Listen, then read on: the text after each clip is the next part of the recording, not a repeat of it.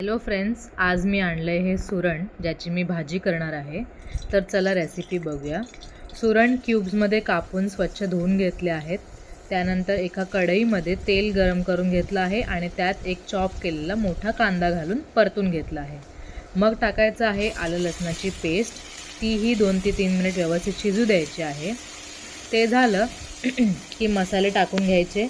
मसाल्यांमध्ये आपण टाकलं आहे हळद, घरचा लाल मसाला आणि कांदा लसूण मसाला.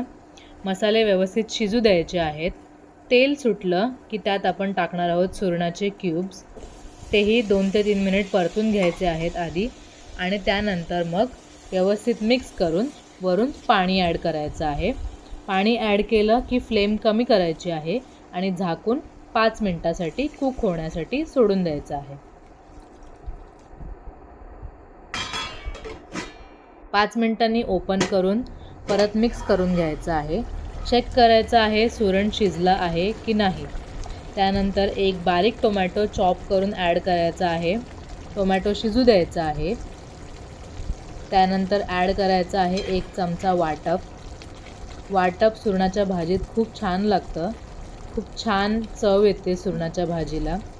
तर वाटप पण शिजू द्यायचं आहे आणि त्यानंतर शेवटी घालायचं आहे मीठ आणि घालायचं आहे कोकमाच्या 2 ते 3 पाकळ्या.